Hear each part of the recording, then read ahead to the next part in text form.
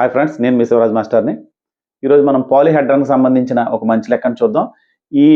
ఈ బిట్ వచ్చేటప్పటికి రీసెంట్గా జరిగిన శ్రేష్ఠ ఎగ్జామ్ 23 డిసెంబర్ 2025లో జరిగిందండి. 8th క్లాస్ పిల్లలు రాశారు ఈ టెస్ట్ని. దాంట్లో వచ్చిన బిట్ అండి ఇది. పాలీహెడ్రాన్ అంటే ఏంటి? పాలీహెడ్రాన్ అంటే 3D షేప్ ఉన్నటువంటి సాలిడ్ ఆబ్జెక్ట్ అండి.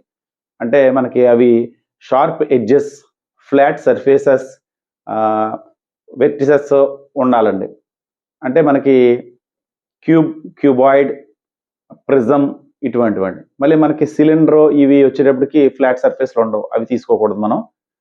షార్ప్ ఎడ్జెస్ ఉండవు, కర్వ్ ఉంటుంది అది. అంటే మనకి సిలిండర్, కోను అవి అవ్వండి.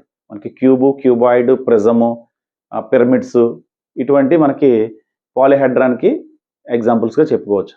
సరే, ఇక్కడ ఫేసెస్, ఎడ్జెస్, వెర్టిసెస్కి మధ్యన ఒక రిలేషన్ ఉందండి. ఆ రిలేషన్ తెలిస్తే మనం ఈజీగా బిట్ చేయొచ్చు. ఫార్ములా ఏంటంటే ఫేసెస్కి వెర్టిసెస్ కలిపి దాంట్లోంచి ఎడ్జెస్ తీసేస్తే 2 రావాలండి.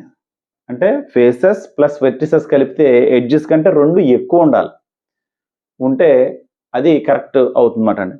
ఈ విధంగా ఫస్ట్ది ఈ ఫార్ములాని అప్లై చేస్తే 10 + 15 25 అండి.